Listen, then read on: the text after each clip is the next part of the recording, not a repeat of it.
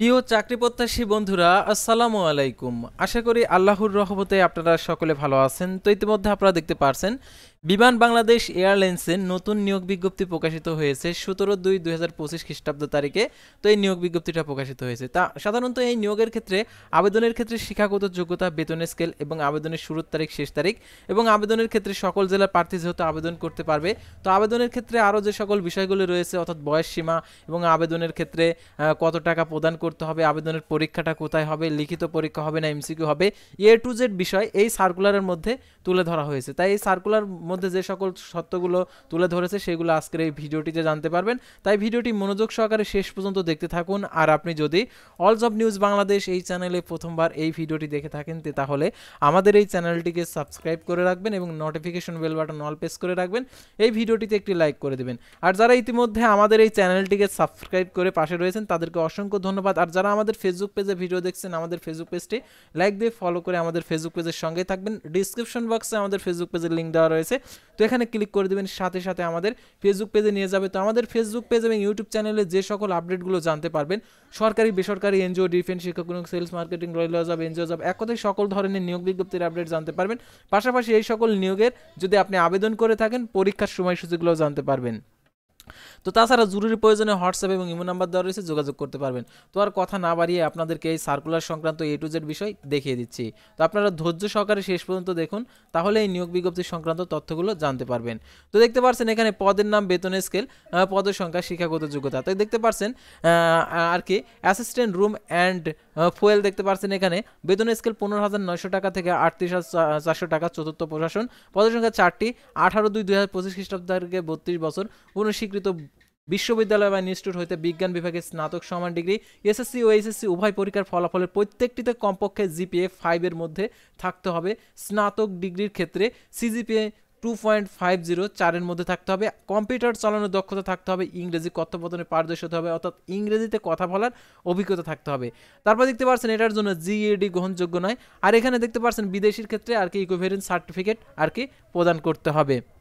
তারপরে দেখতে পাচ্ছেন ওয়ার্ক সুপারভাইজার সিভিল দেখতে পাচ্ছেন এখানে বেতন স্কেল 15,900 টাকা থেকে 38,400 টাকা বেতনে, চতুর্থ প্রশাসনের বেতন বিভাগ, পদের সংখ্যা 2টি, 18/2/2025 খ্রিস্টাব্দ তারিখে 32 বছর। আর দেখতে পাচ্ছেন স্বীকৃত পলিটেকনিক ইনস্টিটিউট হতে সিভিল ইঞ্জিনিয়ারিং 4 বছর মেয়াদে ডিপ্লোমা ডিগ্রি থাকতে হবে। এসএসসি ও সমান পরীক্ষার ফলাফল জিপিএ 5 এর মধ্যে 3 পাইতে হবে, অর্থাৎ 3 পয়েন্ট। ডিপ্লোমার ক্ষেত্রে দেখতে পাচ্ছেন এখানে 4-এর মধ্যে 2.80 থাকতে হবে। ও লেভেলের ক্ষেত্রে যে কোনো 5টি বিষয়ে সি থাকতে হবে। কম্পিউটার অবশ্যই জ্ঞান থাকতে হবে, অর্থাৎ কম্পিউটার জ্ঞান বলতে কম্পিউটার আর কি দক্ষতা থাকতে হবে। আর এটার জন্য অবশ্যই যারা বিদেশি শিক্ষা প্রতিষ্ঠান থেকে অর্জিত সার্টিফিকেটের জন্য ইকুইভ্যালেন্ট সার্টিফিকেট আর কি তথ্য প্রদান করতে হবে। আর দেখতে পাচ্ছেন এখানে জিএডি গ্রহণযোগ্য নয়। তারপর দেখতে পাচ্ছেন সিনিয়র ফার্মাসিস্ট স্টোর বিলাস সহকারী বিল সহকারী। আর এটা দেখতে পাচ্ছেন এখানে 15,900 টাকা থেকে 38,400 টাকা, চতুর্থ প্রশাসন, পদের সংখ্যা 1টি, 18 থেকে 32 বছর। আর এটার জন্য দেখতে পাচ্ছেন 18/2/2025 খ্রিস্টাব্দ তারিখে বয়স 32 বছর, কমপক্ষে এসএসসি বিজ্ঞান তৃতীয় বিভাগ গ্রহণযোগ্য নয়। আর দেখতে পাচ্ছেন ফার্মেসি কাউন্সিল কর্তৃক স্বীকৃত ইনস্টিটিউট বা হেলথ টেকনোলজি থেকে ন্যূনতম 3 বছরের ডিপ্লোমা থাকতে হবে। তারপরে দেখতে পাচ্ছেন জুনিয়র ইলেকট্রিশিয়ান, এটা হচ্ছে বেতনের স্কেল 11,000 টাকা থেকে 26,590 টাকা বেতনে, পদের সংখ্যা 3টি, 18/2/2025 খ্রিস্টাব্দ তারিখে 32 বছর, কমপক্ষে এসএসসি পাস থাকলে আপনি আবেদন করতে পারবেন। আর এটার জন্য কোনো স্বীকৃত প্রতিষ্ঠান হইতে ইলেকট্রিক্যাল এর উপর টেট কোর্স সার্টিফিকেট, অর্থাৎ টেট কোর্স সার্টিফিকেট আপনারা কোথায় পাবেন, অর্থাৎ যে কোনো টিটিসি, অর্থাৎ আপনাদের জেলাওয়ারি যে টিটিসি প্রশিক্ষণ কেন্দ্র রয়েছে সেখান থেকে আপনারা এই ইলেকট্রিক্যাল টেট কোর্সের সার্টিফিকেটগুলো অর্জন করতে পারবেন। তো তারপর দেখতে পাচ্ছেন এখানে ইলেকট্রিশিয়ান হিসাবে 3 বছরের কাজের অভিজ্ঞতা থাকতে হবে। প্লাম্বার দেখতে পাচ্ছেন 11,000 টাকা থেকে 26,590 টাকা বেতনে, পদের সংখ্যা 1টি, এটা ন্যূনতম মাধ্যমিক স্কুল সার্টিফিকেট অর্থাৎ এসএসসি পাস। আর এটার জন্য 3 বছরের কাজের অভিজ্ঞতা থাকতে হবে, 18 থেকে 32 বছর, অর্থাৎ 18/2/2025 খ্রিস্টাব্দ তারিখের অনুযায়ী বয়স। তারপর দেখতে পাচ্ছেন কার্পেন্টার, এটা হচ্ছে পদের সংখ্যা 1টি, বেতন বিভাগ 3, দেখতে পাচ্ছেন এটার জন্য এসএসসি পাস আর কার্পেন্টার সনদ থাকতে হবে। আর এটার জন্য 3 বছরের অভিজ্ঞতা। তো এখন যারা আবেদন করতে চাচ্ছেন, তো আবেদন করার জন্য যে শর্তাবলী রয়েছে, এই শর্তাবলী যদি আপনি না জেনে আপনি আবেদন করেন, আপনার আবেদন অবশ্যই ভুল হবে। সেহেতু আপনাদেরকে আবেদন করার আগে এই শর্তাবলীগুলো জানতে হবে। তো দেখতে পাচ্ছেন সকল পদের বয়সসীমা 18/2/2025 খ্রিস্টাব্দ তারিখে 18 থেকে 32 বছর। এসএসসি পাশের সনদে যে জন্ম তারিখ দেওয়া আছে সেই জন্ম তারিখ অনুযায়ী আপনাকে আর কি এই বয়সটা নির্ধারণ করতে হবে, অর্থাৎ 18 থেকে 32 বছর মধ্যে বয়স হয়েছে কিনা এই তারিখ অনুযায়ী। যদি হয়ে থাকে তাহলে আপনি আবেদন করতে পারবেন, কোনো সমস্যা নেই। আর যদি কম বেশি হয়ে থাকে তাহলে আবেদন করতে পারবেন না। তো এখন হচ্ছে এই নিয়োগের ক্ষেত্রে সকল জেলার প্রার্থী আবেদন করতে পারবেন। আর দেখতে পাচ্ছেন বর্ণিত পদে নির্বাচিত প্রার্থীগণকে প্রাথমিকভাবে 3 বছরের চুক্তিভিত্তিক নিয়োগ প্রাপ্ত হবেন। তো অনেকে ভাবছেন যে চুক্তিভিত্তিক নিয়োগ বিজ্ঞপ্তি, তো 3 বছরের জন্য চুক্তিভিত্তিক আর কি হবে, তার পরবর্তীতে সন্তোষজনক হলে 3 বছর চুক্তিভিত্তিক সম্পন্ন হবে পর, অর্থাৎ আপনি স্থায়ীকরণও হবে, অর্থাৎ পরে হচ্ছে যোগদানের তারিখ হইতে স্থায়ীকরণ হবে। অর্থাৎ সন্তোষজনক হলে 3 বছর আপনি যদি চুক্তিভিত্তিক চাকরি সম্পন্ন করেন তাহলে যোগদানের তারিখ হইতে পরে হচ্ছে স্থায়ীকরণভাবে অন্তঃকরণ করা হবে, অর্থাৎ স্থায়ীকরণ হয়ে যাবে 3 বছর পর।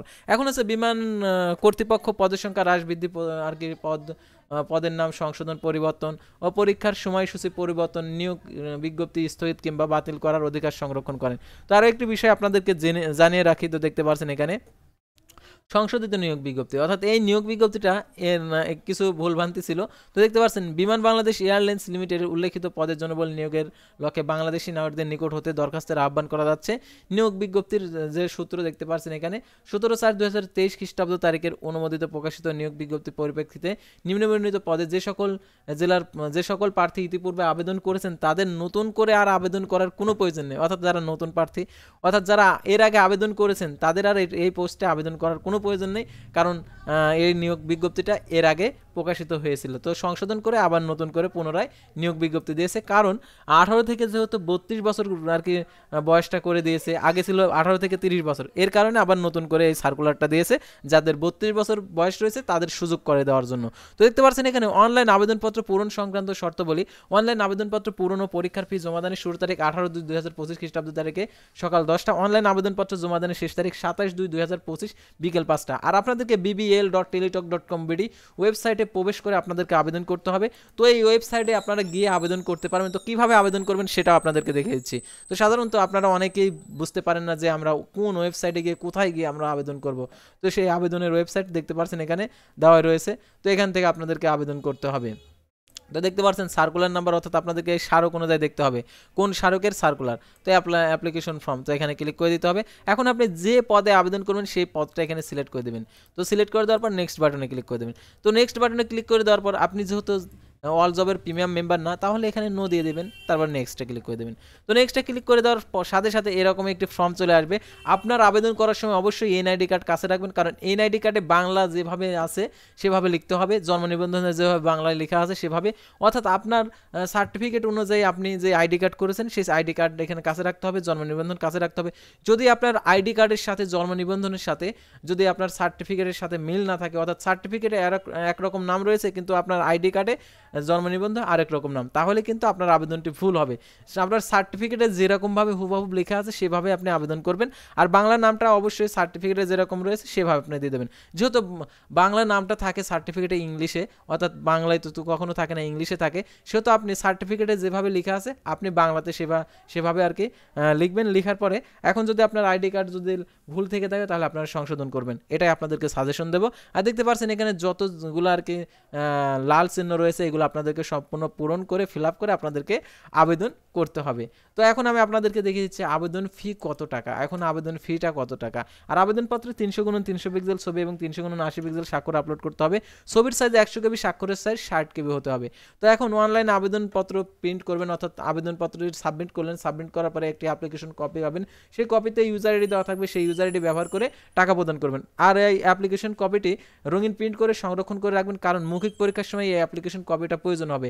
আর আবেদনপত্রে 1 থেকে 3 নং পদের জন্য দেখতে পাচ্ছেন 223 টাকা, 4 থেকে 6 নং পদের জন্য 112 টাকা আপনাদেরকে 72 ঘন্টার মধ্যে প্রদান করতে হবে। এখানে আপনাদেরকে কিভাবে টাকাটি প্রদান করতে হবে সেই পদ্ধতিটা দেওয়া রয়েছে।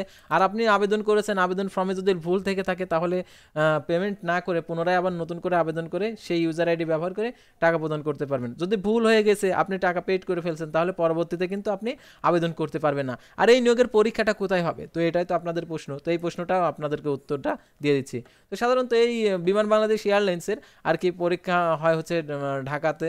তো ঢাকাতে এটার পরীক্ষা হবে। আর ঢাকাতে কি পরীক্ষা হবে, লিখিত হবে না এমসিকিউ পরীক্ষা হবে, সেটা আপনাদেরকে দেখে দিচ্ছি।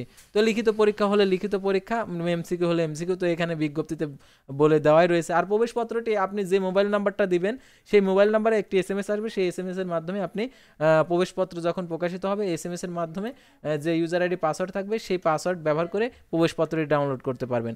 এখন হচ্ছে পরীক্ষা, লিখিত পরীক্ষায় উত্তীর্ণ প্রার্থীরা মৌখিক পরীক্ষার সাক্ষাৎকারের আর কি লিখিত পরীক্ষা অনুষ্ঠিত হবে, তারপরে মৌখিক পরীক্ষা। তো আশা করি আপনারা বুঝতে পারছেন আর কি পরীক্ষাটা কেমন টাইপের হবে। তো আজকের ভিডিওটি ছিল সাধারণত বিমান বাংলাদেশ এয়ারলাইন্সের নিয়োগ বিজ্ঞপ্তি নিয়ে। তো পরবর্তী ভিডিওতে আবারও কোনো নতুন জব সার্কুলার নিয়ে আপনাদের সামনে হাজির হব। সে পর্যন্ত সবাই ভালো থাকবেন, সুস্থ থাকবেন। আর অবশ্যই আমাদের ফেসবুক পেজটি লাইক দিয়ে ফলো করে ইউটিউব চ্যানেলটি সাবস্ক্রাইব করে পাশে থাকবেন।